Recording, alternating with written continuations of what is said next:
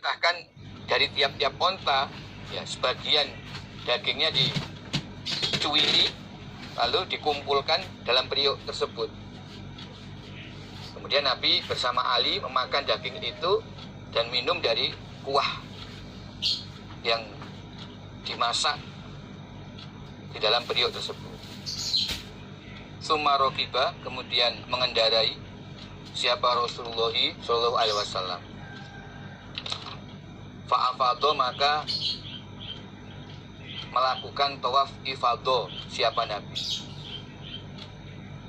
Fa'afadho, maka mengerjakan tawaf ifadho siapa Nabi, ilal baiti, ke Ka'bah. Fasola, maka sholat siapa Nabi, bimak kata di Mekah, az-zuhra, pada sholat zuhur.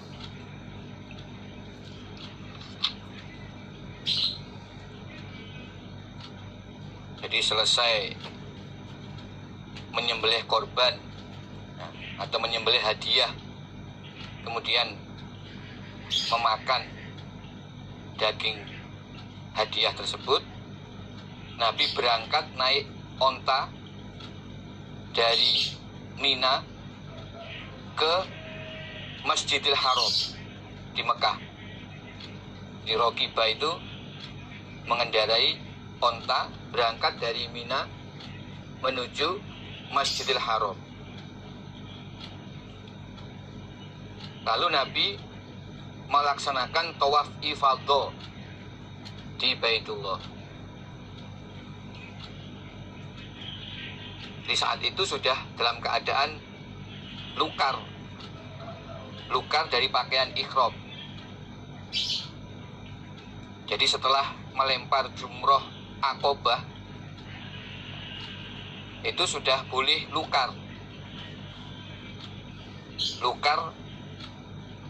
dari larangan-larangan bagi orang ihram, termasuk sudah boleh melepas pakaian ihram, pakai minyak wangi, memakai muzah atau memakai sandal yang menutup mata kaki. Itu sudah diperbolehkan, kecuali belum boleh jima. Itu disebut tahallul awal atau lukar awal, yaitu setelah melempar jumrah Aqobah. Lalu menyembelih itu sudah dalam keadaan lukar.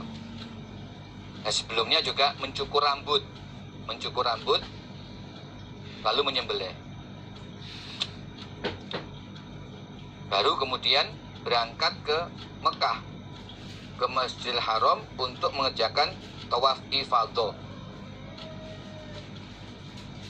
Nah, sebagai tambahan penjelasan, bagi yang haji tamattu, setelah tawaf ifadho dilanjutkan dengan sa'i Safa Marwah. Ini supaya diberikan tambahan penjelasan, bagi yang haji tamattu setelah tawaf ifadho diteruskan dengan sa'i Safa Marwah. Nanti keterangannya bisa dilihat pada halaman 73.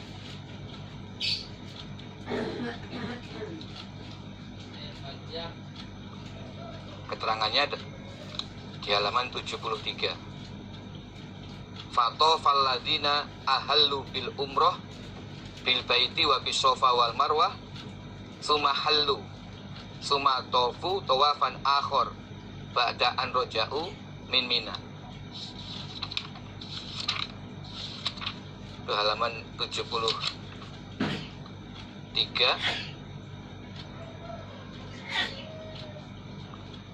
Baris ke 3 dari bawah. Halaman 73 baris ketiga dari bawah. Fatofal ladzina ahallu bil umroh, maka orang-orang yang ihram dengan umroh, maksudnya orang yang haji tamattu, mereka tawaf di Ka'bah, dilanjutkan Safa Marwah, kemudian mereka tukar. Ini lalu mereka tawaf lagi, tawafan akhor, yaitu tawaf dilanjutkan dengan sa'i Safa Marwah setelah mereka kembali dari Mina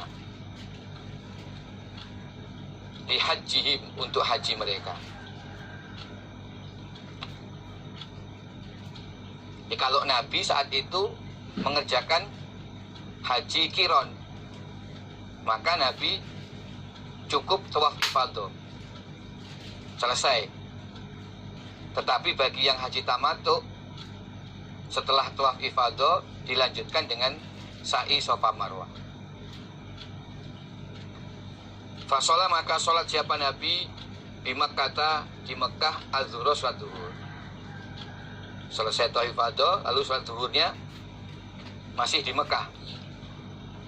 Fa'ata, maka mendatangi siapa Nabi Bani Abdul Muttalib, pada Bani Abdul Muttalib, yaskuna, yang memberi air minum mereka,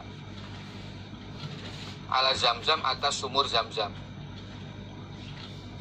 Faqala Nabi, inzi'u, menimbalah kalian Bani Abdul Muttalib, wahai Bani Abdul Muttalib.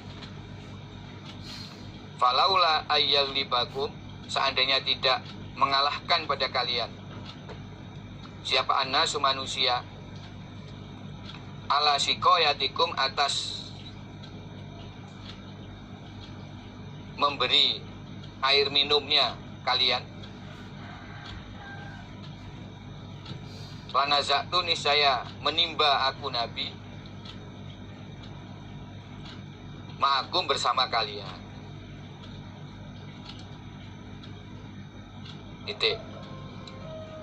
Fanawaluhu, maka memberikan mereka Bani Abdul Muttalib kepada Nabi dalwan, pada satu timba yang berisi air Zamzam. Fasyariba, maka minum siapa Nabi minhu, dari air satu timba itu, minhu dari air dalam satu timba itu. Setelah selesai sholat zuhur, Nabi mendatangi Bani Abdul Muttalib yang mereka sedang bertugas memberikan air minum kepada para jamaah haji yang mereka ambil dari sumur Zamzam. Jadi yang bertugas membagi air dari sumur Zamzam itu adalah Bani Abdul Muttalib. Nabi mendatangi mereka, beliau bersabda, teruslah menimba wahai Bani Abdul Muttalib. Seandainya saya tidak khawatir orang-orang mengalahkan kalian di dalam memberi air minum dari Zamzam ini, saya akan ikut menimba bersama kalian. Ini falaula ayyaglibakumun nas ala sikoyatikum lanazatu ma'akum. Seandainya saya tidak khawatir orang-orang mengalahkan kalian, maksudnya berebut untuk ikut menimba di sumur Zamzam, kemudian membagi-bagikan air minum dari sumur Zamzam itu. Andaikan saya tidak mengkhawatirkan hal tersebut, saya akan ikut menimba bersama kalian. Maksudnya,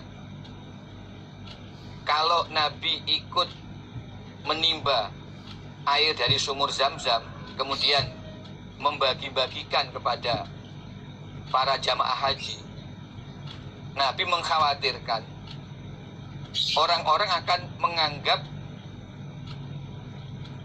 perbuatan itu sebagai bagian dari syariat dalam ibadah haji. Sehingga mereka akan berebut untuk ikut menimba air Zam-Zam dan membagi-bagikan sebagaimana yang dilakukan oleh Nabi. Jadi, mohon difahami. Jadi kekhawatiran Nabi ini adalah khawatir karena nanti orang-orang akan menganggap bahwa ikut menimba dari air sumur Zam-Zam lalu membagi-bagikan itu bagian dari syariat manasik atau tata cara ibadah haji. Karena mereka melihat Nabi mengerjakan itu. Jadi Nabi mengkhawatirkan nanti dianggap itu bagian dari manasik. Maka Nabi tidak melakukan itu. Tapi Nabi cukup menerima saja pembagian dari Bani Abdul Muthalib. Karena itu kemudian Bani Abdul Muthalib memberikan satu timba air berisi Zam-Zam, kemudian Nabi minum. Nabi tidak ikut di dalam membagikan air Zam-Zam tersebut.